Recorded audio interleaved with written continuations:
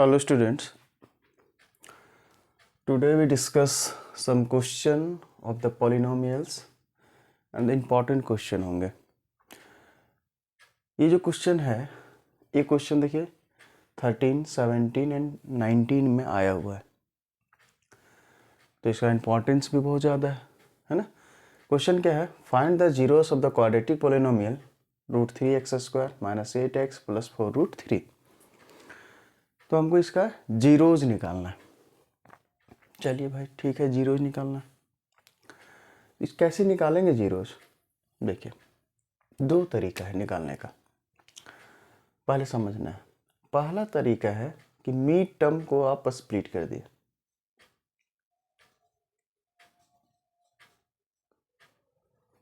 ठीक है। Mead term को आप स्प्लिट कर दिए मतलब तोड़ना है मीड टर्म को। और दूसरा जो है अपना पॉलिनोमियल्स पढ़ रहे हैं, लेकिन थोड़ा कुछ क्वाड्रेटिक का हम फायदा उठाएंगे। दूसरा है कि सर एक डिस्क्रिमिनांट फार्मूला हमको पता है। डिस्क्रिमिनांट फार्मूला क्या कहता है, -b + (√b² - 4ac/2a। इसको आप रट लीजिए, है ना। पॉलिनोमियल्स एंड क्वाड्रेटिक पॉलिनोमियल्स का ये रामबाण फार्मूला है, कहीं भी फंसिएगा ये निकालेगा। इसीलिए बहुत इंपॉर्टेंट फार्मूला रखता है अपने आप में ये, ठीक है। तो हम इसको दोनों तरीके से बता देंगे आपको कि सर एक मीड टर्म से कैसे बनेगा, और ये इसको बोलते हैं डिस्क्रिमिनांट मेथड।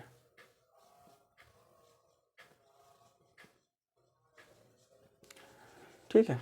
और हम तो कहेंगे कि आप जहाँ भी फंसने के कगार में रहिएगा, सीधा सीधा डिस्क्रिमिनांट मेथड यूज कीजिए और निकल जाइए, ठीक है।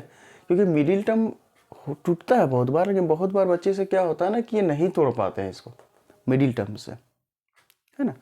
तो वो किसे चले जाते हैं, डिस्क्रिमिनेंट से। और हम बोल रहे हैं हर बार आप डिस्क्रिमिनेंट से जाइए, कोई दिक्कत नहीं है।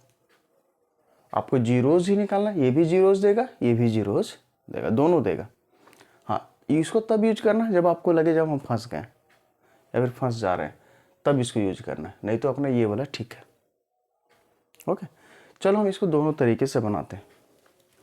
ये ध्यान रखिएगा, इसको याद रख लीजिएगा, -b + (√b² - 4ac/2a। ठीक है, इसको डिस्क्रिमिनांट बोलते हैं। हम दोनों तरीके से बनाते हैं। पहले हम चाहते हैं मिडिल टर्म स्पीड से इसको बनाइए। तो मिडिल टर्म स्पीड से कैसे बनाएंगे भैया, थोड़ा सा इक्वेशन लिख लीजिए। हम मान लेते हैं सर लेट, ये किसके बराबर होगा, fx के बराबर मान लेते हैं। तो ये होगा √3x² - 8x + 4√3, ये है। अब इसका जीरोज निकालना है, तो कैसे निकालेंगे, थोड़ा जीरोज देखिए।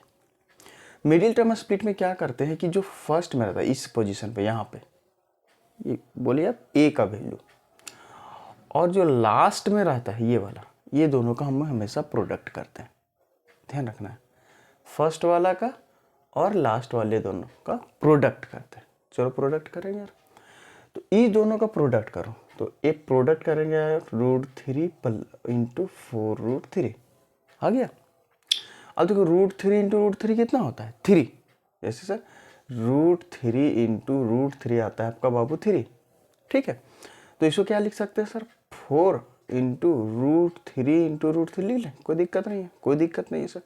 4 और इसका वैल्यू आता है 3, एक का मतलब हो गया सर ये किसके बराबर है, 12 के बराबर, 12।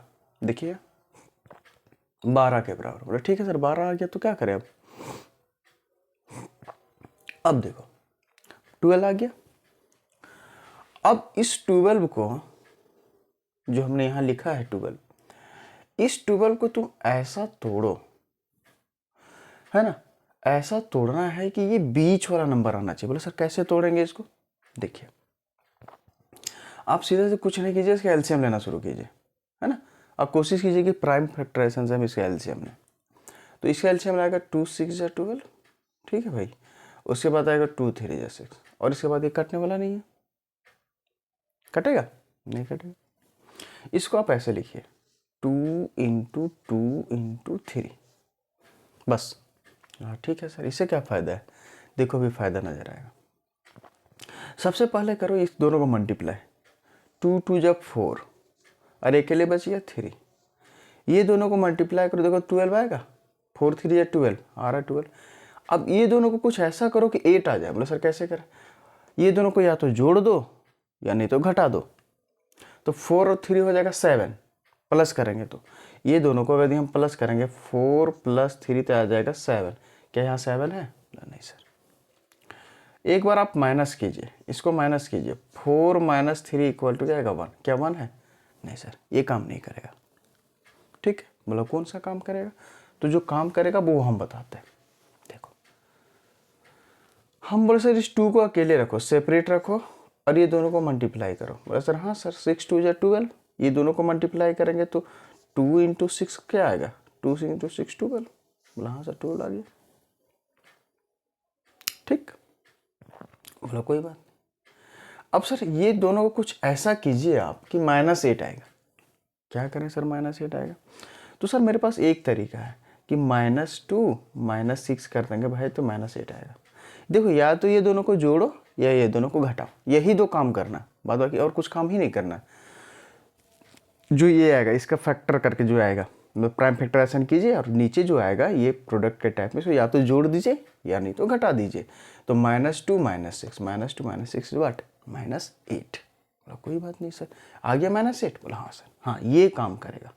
ध्यान रखना उसमें कि सर -2 और -6 वाला काम मेरा कर रहा है, कोई दिक्कत नहीं। क्या किया एक बार फिर सुनो, पहला और लास्ट वाला चीज़ को हमने क्या किया? मल्टीप्लाई किया। मल्टीप्लाई करने के बाद आया 12, 12 का हम प्राइम फैक्टराइजेशन किया। प्राइम फैक्टराइजेशन करने के बाद जो आया ये वाला जो चीज़ आया इसको तुम अपने प्रोडक्ट के फॉर्म में ऐसा लिखो कि ये वाला टर्म आना शुरू हो जाएगा। -8 है तो -8 है, जैसे 2 और 6 में हमने इसको लिखा और 2 और 6 में लिखा तो -2 - 6 -2 - 6 इज -8 -8 आ गया। ठीक, चलो हमको पता है कि -2 और -6 में मेरा ये टूट रहा है। बोला कोई बात नहीं सर, तोड़ दीजिए आप, है ना। अब इसको हम बना रहे हैं, ध्यान से। इसको क्या करना भैया? इसको लिख लेना √3x²। इसको हमने क्या लिखा? बोले सर अभी तो जस्ट सम लिखा कि सर -2 और एक है -2x -2x और -6x। ठीक, और ये अपना जो है वो है ना। देखिए सर ये दोनों को जोड़ देंगे तो ही तो आएगा, कोई फर्क नहीं पड़ रहा। तो ठीक, अब देखिए सर क्या करें इसमें, है ना। अब तो कुछ करना होगा। अब क्या करें सर? इसको थोड़ा सा अच्छे से लिख लें। देखो ये दोनों में कॉमन क्या है? बोलो सर ये दोनों में कॉमन केवल x और बाद बाकी कुछ है ही नहीं। अच्छा ये दोनों में क्या कॉमन है बाबू? केवल 2 कॉमन है और x कुछ है ही नहीं। यहाँ 2 3 या 6, यहाँ 2 2 या 4 से कट रहा है और कुछ है ही नहीं। बोला कोई बात नहीं सर। अच्छा इसको आप ऐसे लिख लिए, कोई दिक्कत है क्या? √3x² - 6x - 2x + 4√3, कोई दिक्कत नहीं सर, कैसे भी लिखिए, क्या फ़र्क पड़ता है। उसके बाद देखो इसको आप ऐसे लिखे √3x², इसको लिखे बाबू 3 × 2, इस 6 को 3 × 2x। बोलो सर कोई दिक्कत नहीं, लिख लीजिए, बाद बाकी सब हम सेम उतार रहे हैं। अब देखो यहाँ ना हमको कुछ लाने के लिए इस 3 को हम क्या लिखें सर? देखो अभी जस्ट बताया था 3 को हम बाबू √3 × √3 लिख सकते हैं। लिख लीजिए सर, तो लिखो बाबू √3x², यहाँ लिखें √3 × √3 इंटू आएगा 2x - 2x + 4√3। देखो कैसे कैसे स्टेप बढ़ रहा है, ध्यान रखिएगा। अब देखो ये यहाँ तक एक टर्म, ये वाला ये जो ये है ये दोनों एक जैसा ट्रीट करना है, ये दोनों एक जैसा ट्रीट करना है। अब देखिए ध्यान से, ये दोनों यहाँ और इसमें से क्या कॉमन है? बोला सर देखिए ना, सबसे पहले x को हम देखते हैं। यहाँ x² है और यहाँ x है, तो एक x कॉमन ले लो। यहाँ √3 कॉमन, यहाँ भी √3, तो √3 एक बाहर कर लो यार, हो गया। इक्वल टू नहीं, ब्रैकेट √3x इसे कॉमन आएगा तो क्या बचेगा? x। अब देखो यहाँ से √3x कॉमन, ये वाला एक, ये √3 और x बाहर हो जाएगा, तो यहाँ पे क्या बचेगा मेरे भाई? माइनस, और ये आएगा 2√3 बच गया। बोलो कोई बात।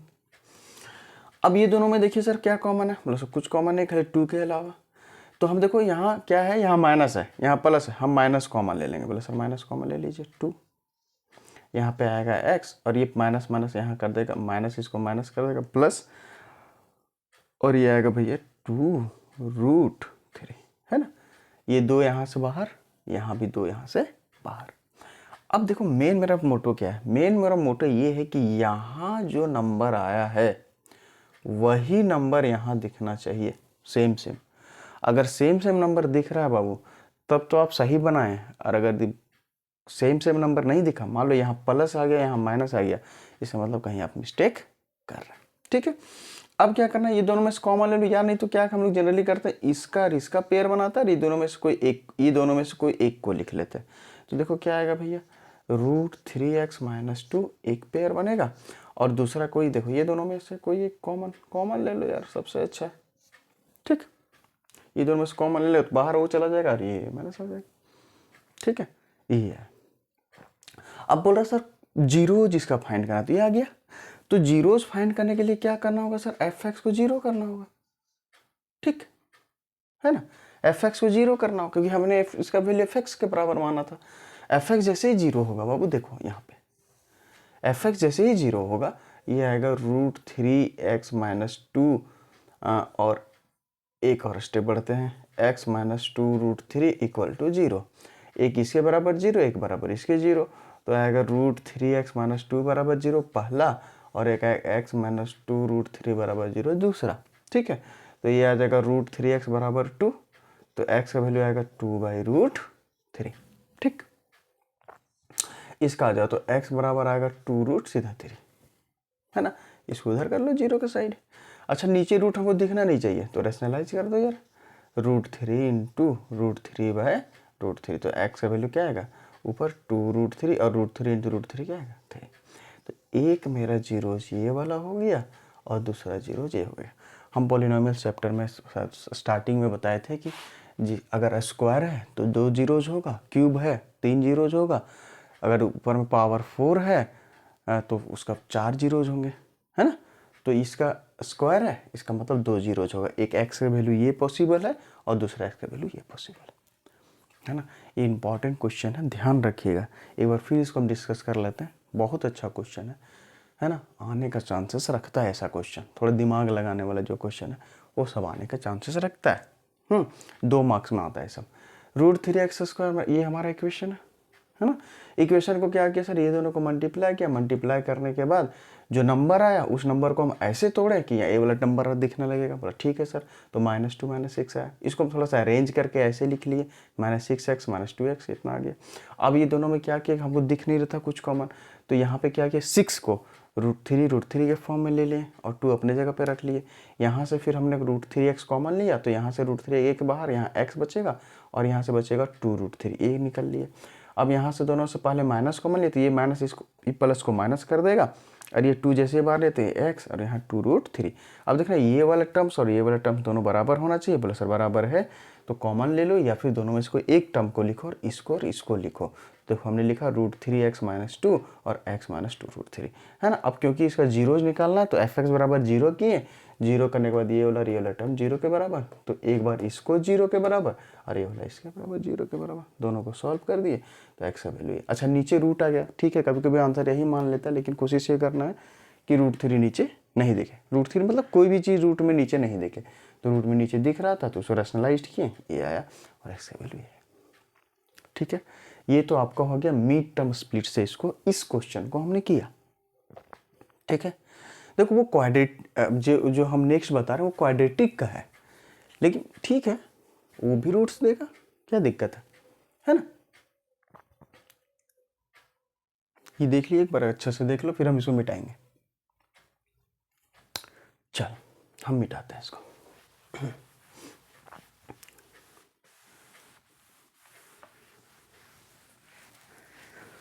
अब हम एक जो आते हैं, देखो कितना तुरंत देगा आंसर वो, इसीलिए हम उसको प्रेफर करने को बोलते हैं, और वो सटीक है, उसमें आपको कोई गलती होने का चांसेस ही नहीं है। अब हम जो आते हैं डिस्क्रिमिनेंट से आते हैं।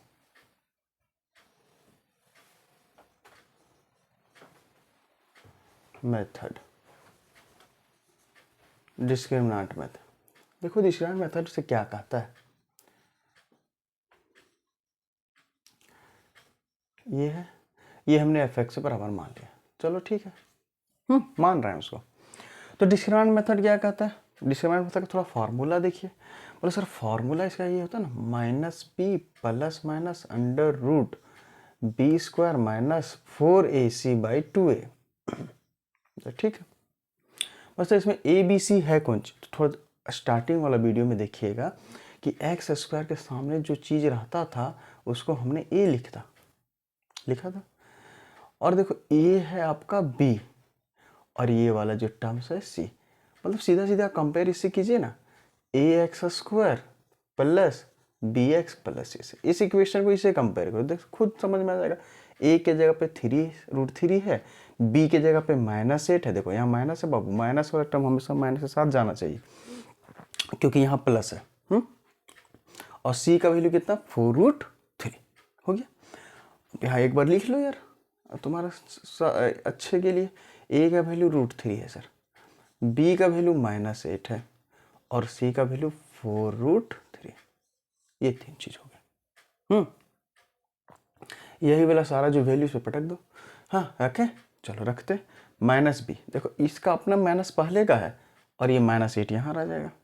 ठीक है, कोई बात नहीं sir, plus minus under root B square, इसका मतलब है -8 का स्क्वायर -4 इंटू ए कितना है, √3, सी कितना है 4√3। ठीक, उसके बाद 2a, 2 इंटू ए कितना है √3। कन्फर्म, बस ये सॉल्व कर दो। ये माइनस माइनस प्लस हो गया 8 प्लस माइनस। ठीक है, इसको सॉल्व कर अंदर 8 का स्क्वायर, मतलब -8 का स्क्वायर चाहे बोले 8 का स्क्वायर से प्लस करेगा 64। ठीक, इसको थोड़ा करो यार, कितना आएगा यहाँ कर ले 4√3 इंटू 4√3, यही तो है।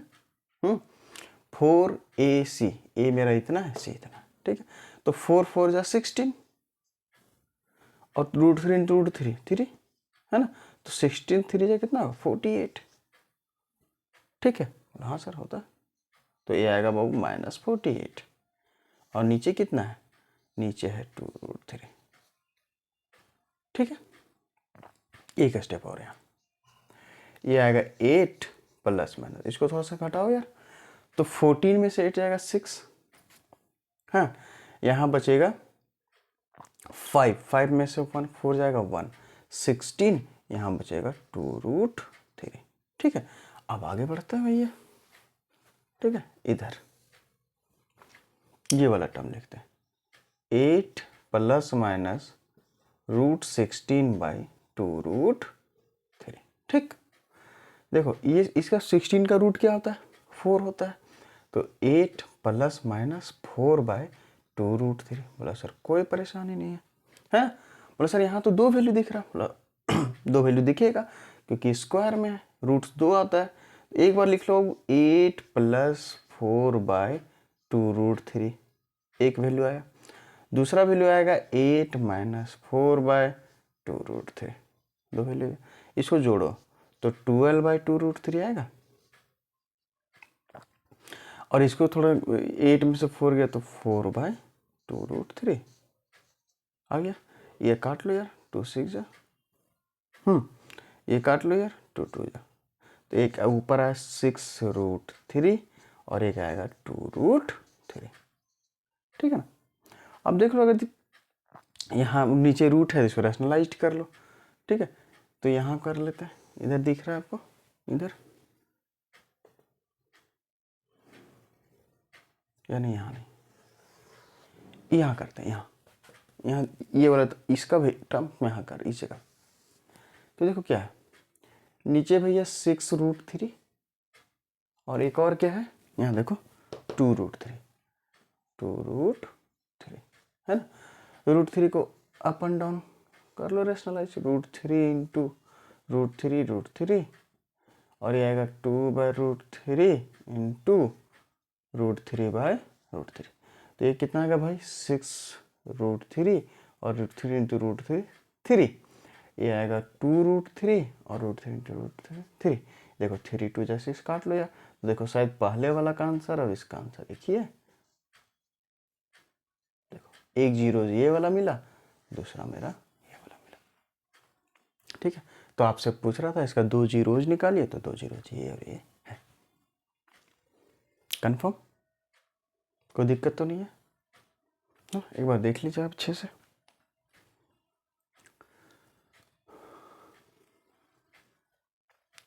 ठीक है, आगे बढ़ते हैं।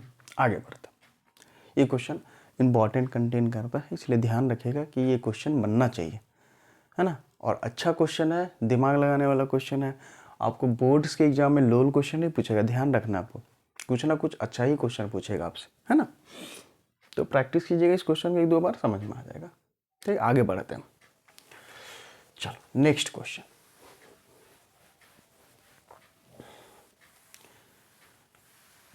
और इतना तो श्योर रखिए, जितना आपको यहाँ पे हो जाएगा वो क्वेश्चन कहीं ना कहीं आएगा भाई, है ना। उसको हल्के में नहीं लेना, कहीं ना कहीं आएगा, मतलब इतना श्योरिटी हम बोल रहे हैं। तो थोड़ा देख लीजिएगा आप अच्छे से, है ना। नेक्स्ट क्वेश्चन हम लिखते हैं। देखिए हमारे पास कुछ है, क्वेश्चन बैंक का कुछ है, उससे हम लिख रहे हैं।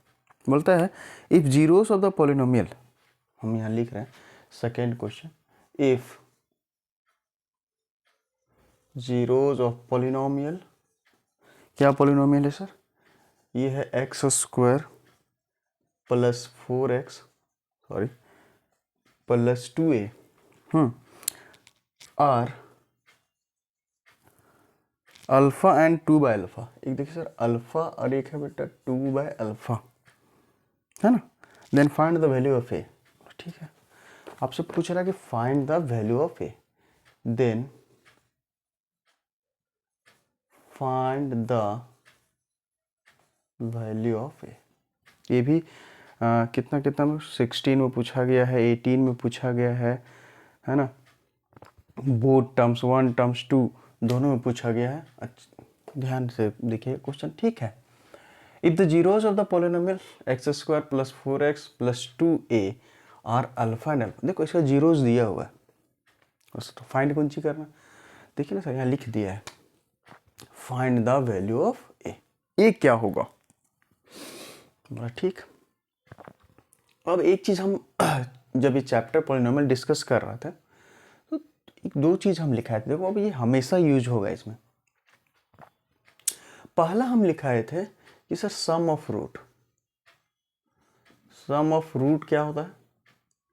अल्फा प्लस बीटा होता है। बोला हाँ सर सम ऑफ रूट तो यही होता है। ये किसके बराबर होता है? वो अल्फा प्लस बीटा होता है सर -b/a। बोला हाँ कोई दिक्कत नहीं, ये तो हुआ था। दूसरा होता है product of root. Product of root क्या होता है भाई? Alpha into beta. बोला ठीक है, ये होता है मेरे भाई c/। इसका हम बताए थे, प्रूफ भी बता दिए थे कैसे कैसे आता है ना। तो प्रूफ खैर आता नहीं उतना, खाली हम बताने के लिए बताए थे। आपको ध्यान देना इस पे कि sir sum of root -b/a, product of root c/। ठीक है, मतलब कोई दिक्कत नहीं है सर। अब आपसे पूछ रहा है कि सर अगर ये इक्वेशन है, मेरे पास आपको इक्वेशन दिया हुआ है और रूट्स भी दिया हुआ है, ध्यान रखिएगा रूट्स भी दिया हुआ है, मतलब अल्फा का वैल्यू अल्फा दिया हुआ है, बीटा का वैल्यू 2/α दिया हुआ है, ठीक। तो फाइंड द वैल्यू ऑफ ए। अब तुमको दिमाग लगाना है कि सर ए का वैल्यू कैसे जल्दी से जल्दी फाइंड कर लें। बच्चा कहाँ गड़बड़ करता वो हम बताते हैं। पहले हम बच्चा बन के बताते हैं कि हम कहाँ गड़बड़ करेंगे। देखो बच्चा सबसे पहले क्या करेगा कि सीधा दूसरा दिमाग में चल रहा है कि sum of roots and product of roots. देखो बच्चा ये करेगा कि सबसे पहले सम ऑफ रूट्स निकालेगा। इसका मतलब है कि सम ऑफ रूट्स, रूट्स इसका कौन कौन है बाबू? इसका सॉल्यूशन हम यहाँ से कर रहे हैं, यहाँ से ये हम बताएं। इसका सॉल्यूशन है कि इसका जो रूट्स है कौन कौन है भैया? एक है अल्फा और एक है बाबू 2/α। 2 रूट्स है, मतलब कोई बात नहीं सर, है तो ठीक है 2 रूट। बच्चा क्या करेगा? इसका सम ऑफ रूट निकाल लेगा।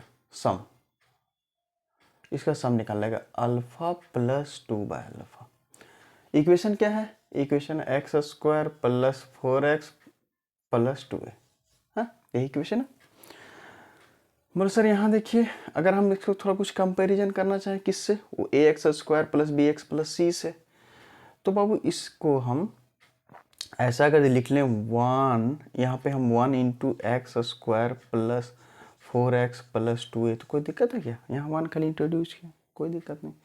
अब इसको कंपेयर करो इससे ax square plus bx plus c से, तो देखो a का वैल्यू तुमको नज़र आएगा 1 है, b का नज़र आएगा 4 है और c का नज़र आएगा 2 है ना? तो लिख लो यार, a का वैल्यू तुम्हारा 1 आएगा, b का वैल्यू तुम्हारा 4 आएगा और c का वैल्यू तुम्हारा 2a आएगा। हमने सम ऑफ रूट्स निकाला। सम ऑफ रूट्स क्या है sir? Alpha plus 2 by alpha equal to क्या होता है? ये होता है बाबू माइनस बी बाई ए ना। तो b कितना है? -4, ये कितना है? 1, ये आ गया। ठीक, ये तो निकाल लिया होगा बच्चा, इस इक्वेशन 1 दे के छोड़ देगा। उसके बाद निकालेगा product of root. Product of root, product of root क्या होता है भाई? c by A. c कितना है? 2a, और a कितना है भाई? 1। ठीक, यहाँ वैल्यू जिसका रखा, c का वैल्यू 2a, a का वैल्यू 1 है ना। प्रोडक्ट ऑफ अल्फा इंटू ये कितना होगा? 2 बाय अल्फा, इसको 2 दे दिया होगा। यही करना होगा बच्चा। अब तुम देखो सीधा बात कि सर हमको केवल चाहिए a का वैल्यू। तो सर हम a का वैल्यू में कहीं तुमको यहाँ a दिख रहा है? यहाँ देखो कहीं a दिख रहा है? सम ऑफ रूट्स में कहीं a दिखा? दिखेगा भी नहीं, है ना, क्योंकि है ही नहीं। तो क्या करें सर? देखो ऐसे सिचुएशन में थोड़ा ध्यान देना है कि सर प्रोडक्ट ऑफ रूट्स है तो c बाई ए है ना। प्रोडक्ट ऑफ c बाई, देखो निकालना हमको वैल्यू किसका है? a का। अब ये कहाँ है? c की जगह पे। तो भैया ये जो काम कर रहा है ना सम ऑफ रूट से फालतू कर रहा है, बेवजह का कर रहा है, इसको करना ही नहीं है सर हमको, ये खत्म। समझ रहे हैं बात को आप? बोला ठीक है सर, तो करना किसको है? प्रोडक्ट ऑफ रूट्स को। प्रोडक्ट ऑफ रूट्स क्या है? c बाई, c का वैल्यू पता है? बोला सर 2a है। a का वैल्यू कितना पता है? a है, 1 है ना। और ये किसके बराबर? प्रोडक्ट रूट्स का alpha 2 by alpha, alpha 2 by alpha, है ना। देखो एक ही लाइन में हम निकाल लें, ये नहीं करना है। जिसका वैल्यू देखना है दिया हुआ, b का वैल्यू दिया हुआ, b का वैल्यू में कहीं मिसिंग है तो b सम ऑफ रूट से जाएंगे, जब जरूरत पड़ेगा तब प्रोडक्ट में हम घुसेंगे। तो ये से ये खत्म हो गया, क्योंकि अल्फा से अल्फा खत्म हो गया और ये हमारे पास बचेगा 2a इक्वल टू 2। तो 2 से 2 भी खत्म हो गया भैया। a का वैल्यू कितना आएगा? 1। ये नहीं करना है, सम ऑफ रूट से कोई फायदा नहीं, बेकार का करना है, दिमाग इधर उधर भटकाने से अच्छा है कि आप सीधा वही चीज़ समझो, वही चीज़ लिखो जो ज़रूरत की है। और आपका ज़रूरत का ये है product of root c by a, तो यहाँ आपका c बाई ए है और इसका वैल्यू a का पूछा था, a का वैल्यू कितना आ जाएगा? 1। ध्यान रखिएगा, ठीक है, पक्का है ना। एज ए स्टूडेंट हम ये मिस्टेक कभी भी नहीं करेंगे, ठीक, ध्यान रखना है ना। चलो आगे बढ़ते। देखो ऐसा क्वेश्चन एक आध भेटा जाता है तुमको, ऑप्शन में भी मिल जाएगा, तो इसको ध्यान रखिएगा, ठीक है ना। अब थोड़ा अपना लेवल का क्वेश्चन करते हैं। ये भी ठीक क्वेश्चन है, लेवल क्या, ये भी अच्छा क्वेश्चन है, नहीं। आगे बढ़ते हैं, आगे हम बढ़ते हैं। जो बहुत इंपॉर्टेंट क्वेश्चन रखता है अपने आप में, वो क्वेश्चन क्या है?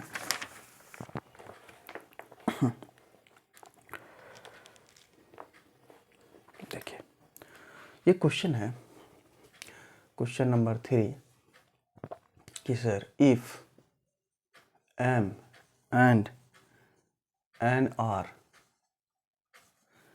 zeros of the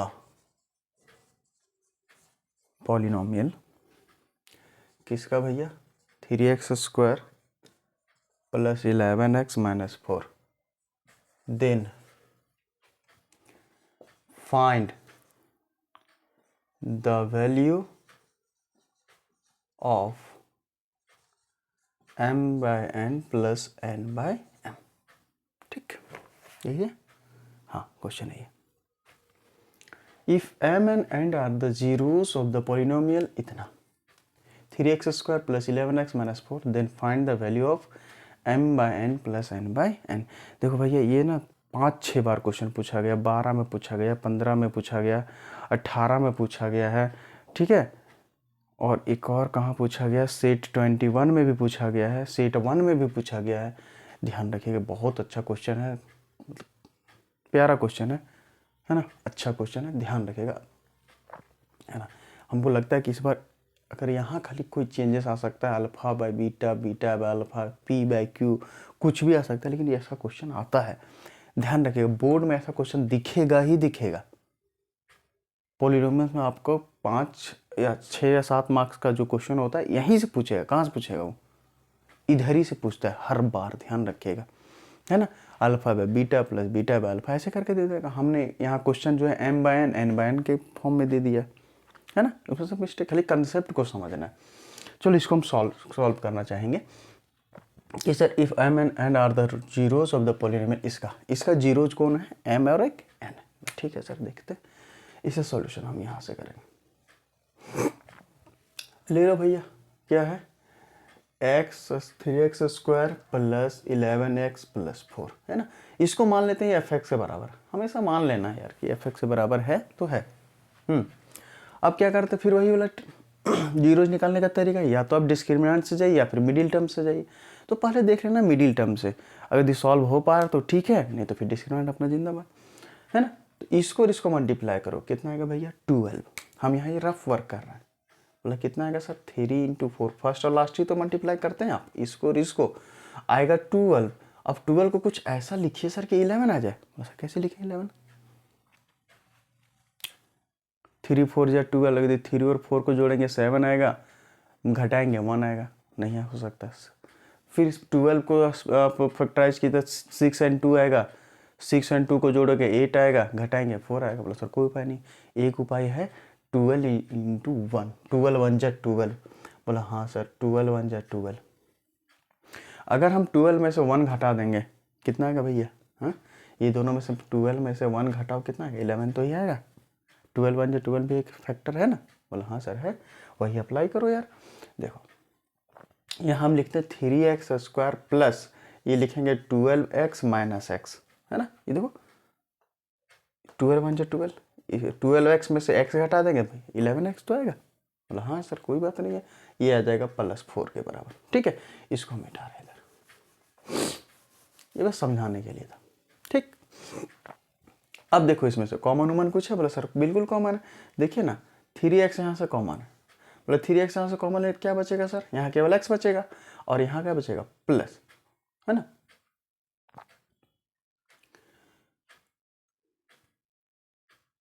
कुछ मिस्टेक कर रहा है क्या? इक्वेशन सही है? Oh sorry sorry sorry sorry, यहाँ माइनस है यार। देखो यहाँ माइनस है, सॉरी, यहाँ माइनस है, ध्यान रखना, है ना, मिस्टेक हो गया था। ठीक, अब देखो यहाँ से 3x कॉमन ले, 3x कॉमन लेंगे तो यहाँ केवल x बचेगा, और यहाँ क्या बचेगा भैया? +4। ठीक, ये दोनों में देखो क्या कॉमन ले सर? -1 कॉमन लीजिए, कोई फर्क नहीं पड़ता है। -1 कॉमन लेंगे तो यहाँ से -1 कॉमन लेंगे तो x, और यहाँ से आ जाएगा +4, माइनस माइनस प्लस कर देगा उसको। अब देखो क्या है सर, ये दोनों को लिखते हैं, अरे ये दोनों में इसको, अच्छा ध्यान रखना कि ये वाला और ये वाला दोनों सेम है। बोला हाँ सर ठीक कर रहा है, सही चल रहे हैं आप। तो कौन कौन लिखेंगे भैया? एक 3x माइनस 1, है ना, और एक क्या लिखेंगे भैया? x +4। ठीक, बोला कोई बात नहीं। अब ये fx के बराबर, अब इसको जीरोज निकालना है तो fx को जीरो करना हो, मतलब ये वाला वैल्यू जीरो के बराबर। तो 3x माइनस 1 और x +4 इक्वल टू 0। तो ये आएगा 3x माइनस 1 एक बार 0 के बराबर आएगा, एक आएगा x +4 बराबर 0 के बराबर। तो x का वैल्यू एक बार कितना आएगा? -4, ठीक है ना। और एक यहाँ आएगा 3x बराबर 1, तो एक बार x का वैल्यू कितना आएगा? 1/3, दो वैल्यू आ गया, है ना। ये दो वैल्यू किसके बराबर है? एक m के बराबर है, एक n के बराबर। किसी को भी मान लीजिए m, किसी को भी मान लीजिए n, कोई फर्क नहीं पड़ने वाला है ना। तो m मान लो सर, m का वैल्यू हो जाएगा 1/3, क्योंकि यही तो जीरो बोला है, m एंड n ही है, और n का वैल्यू कितना है? -4 है। ठीक, दो वैल्यू भी लिया। बोला सर यही वैल्यू यहाँ पे रख दो, इसी का तो वैल्यू पूछ रहा था, m/n प्लस n/m। ये तो पूछा था बोला ठीक है। m का वैल्यू रखिए तो यहाँ रखेंगे बाबू सीधा 1/3 m का वैल्यू, और n का वैल्यू कितना है -4, प्लस n का वैल्यू कितना है -4 और m का वैल्यू कितना है 1/3। इसे सॉल्व करते तो 1/3 इंटू आएगा, नीचे वाला पलटी हुआ के ऊपर जाएगा, मतलब 1/-4, ये प्लस माइनस माइनस 4/1 इंटू 3/1, यही तो आएगा बाबू। बोला हाँ सर, ये आएगा 1/-12 और -12/1, यही तो आएगा। हाँ आएगा, ये दोनों का ले लो एलसीएम, तो -12 इसको माइनस यहाँ लिख दो सबसे अच्छा है ना, 12, और ये आएगा 1 -1, 12 को मल्टीप्लाई करेंगे कितना आएगा -144, तो ये सीधा सीधी 1 - 1 45/12 आया। आपका आंसर ये, ठीक, कोई दिक्कत तो नहीं। ये तो पहला तरीका हो गया कि सर मिडिल टर्म इसका स्प्लिट किए और इसका m और n का वैल्यू, मतलब सीधा इसका जीरोज का वैल्यू निकाल लिया, जीरोज का वैल्यू निकाल करके इस पर खाली रख दिए, इस पर रख दिए, तो मेरा काम बन गया। ठीक, अगर हम बोलेंगे थोड़ा ये ठीक है अपना तो ये, लेकिन थोड़ा सा अपना यदि मेरे पास दिमाग है ना सर, तो थोड़ा सा हम अपना उसका भी यूज करते हैं। ये तो अपना तरीका ठीक है, आप इससे भी जाइए, हम ये नहीं बोलेंगे आप इससे मत जाइए, आप इससे भी जाइए, ठीक है। हम ये कह रहे हैं ना कि सर एक और तरीका है मेरे पास, अगर थोड़ा सा हम ध्यान से पढ़े हैं क्लास में, एक बात और हम कर सकते हैं। और सर क्या कीजिएगा, वही sum of roots and product of roots, उससे भी एक बार चले जाते हैं तो मज़ा आ जाएगा उसमें, है ना। ये नहीं करना पड़ेगा हमको उसमें। बोला हाँ सर, अगर मेरे पास दिमाग है तो इस बात को हम कर लेंगे अच्छे से, हम इसको मिटाएं, ध्यान रखिएगा -145/12 इसका आंसर है। चलो एक बार उससे भी चलते हैं। बोला सर उससे कैसे, आप दिमाग में आया कि हम उससे चले, देखो ना यार अभी हम बताते हैं उससे कैसे मेरा दिमाग आया। हमको फाइंड क्या करना है जो फाइंड करना